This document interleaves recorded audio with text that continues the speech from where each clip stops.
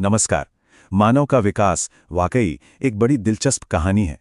सोचिए, एक इमारत की तरह जिसका निर्माण एक ब्लूप्रिंट से शुरू होता है और फिर वो एक बिल्कुल अनोखे व्यक्तित्व में ढल जाता है। तो आज हम इसी कमाल की प्रक्रिया को परत दर परत समझने की कोशिश करेंगे। तो सवाल ये उठता है कि आखिर हम वो बनते कैसे हैं जो हम हैं। ये एक ऐसा सवाल है जो शायद हम सब ने कभी ना कभी खुद से ज़रूर पूछा होगा। कौन सी चीज़ें हैं जो हमें आकार देती हैं? हमारी पर्सनैलिटी, हमारी आदतें, हमारी क्षमताएं, ये सब आते कहाँ से हैं? चलिए इसी सवाल का जवाब ढूंढने निकलते हैं। इस पूरी कहानी के दो मुख्य किरदार हैं। एक तरफ है हेरिडिटी, यानी हमारी आनुवंशिकता। इसे एक स्टैटिक ब्लूप्रिंट की तरह समझिए, जो हमें एक आधार देती है। और दूसरी तरफ है हमारा एनवायरनमेंट, यानी हमारा वातावरण। ये एक डायनेमिक निर्माता की तरह है, जो उस ब्लूप्रिंट पर लगातार काम करता रहता है, उसे संवारता है। तो भाई, किसी भी इमारत की तरह हमारे विकास की भी सबसे ज़रूरी चीज़ है उसकी नींव। और ये नींव रखी जाती है ज़िंदगी के पहले 6 सालों में। यकीन मानिए, ये विकास का सबसे तेज़ और सबसे महत्वपूर्ण दौर होता है। अच्छा, अब इस नींव को हम दो हिस्सों में देख सकते हैं। पहला, जन्म से लेकर 2 साल तक, जिसे कहते हैं शैशवावस्था या इन्फेंसी। और दूसरा 2 से 6 साल तक, यानी पूर्व बाल्यावस्था या अर्ली चाइल्डहुड। तो आइए एक एक करके देखते हैं कि इन चरणों में होता क्या क्या है।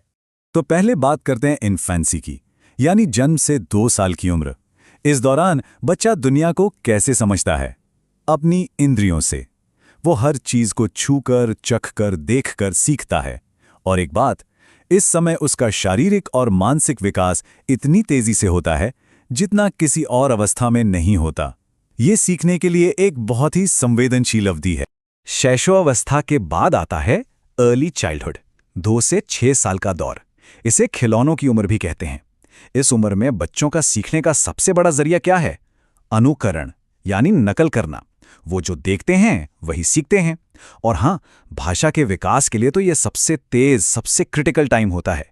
इसी दौरान बच्चे सामाजिक होना, यानी दूसरों से घुलना मिलना भी बहुत तेजी से सीखते हैं। चलिए, नींव तो रख दी गई, अब बारी है उस पर दीवारें खड़ी करने की। हम बात कर रहे हैं उत्तर बाल्यावस्था की, यानी 6 से 12 साल की उम्र।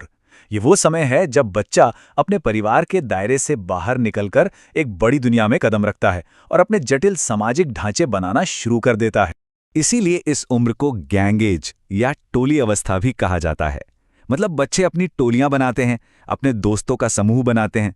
और मजे की बात यह है कि इस स्टेज पर परिवार से ज्यादा असर दोस्तों का होता है। यहीं पर पहली बार लंबी दोस्ती की नींव पड़ती है, वो पक्की वाली दोस्ती।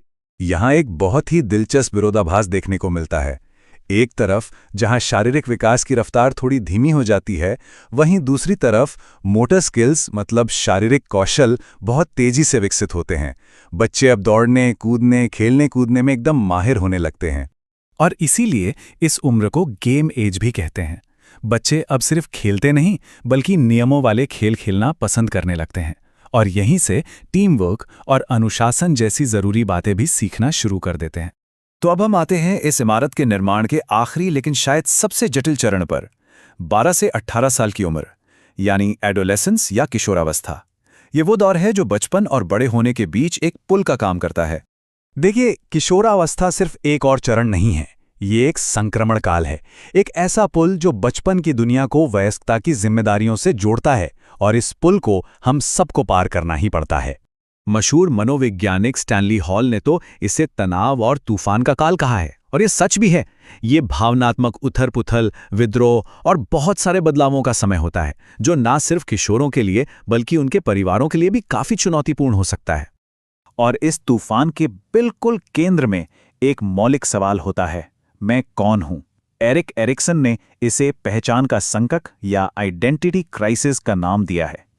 इस स्टेज में किशोर अपनी पहचान, अपने मूल्यों और इस दुनिया में अपनी जगह, इन सब को खोजने की एक गहरी कोशिश करते हैं।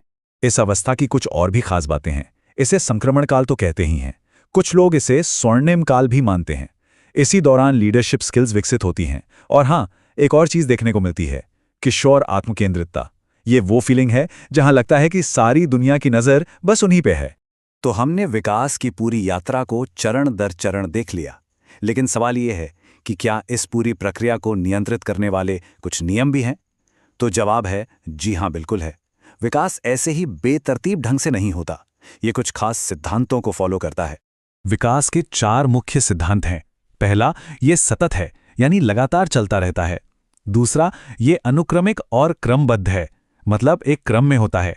तीसरा, इसका पूर्वानुमान लगाया जा सकता है। और चौथा, ये हमेशा सामान्य से विशिष्ट की ओर बढ़ता है। जैसे एक बच्चा पहले किसी चीज को पकड़ने के लिए पूरे हाथ का इस्तेमाल करता है और बाद में सिर्फ अपनी उंगलियों का।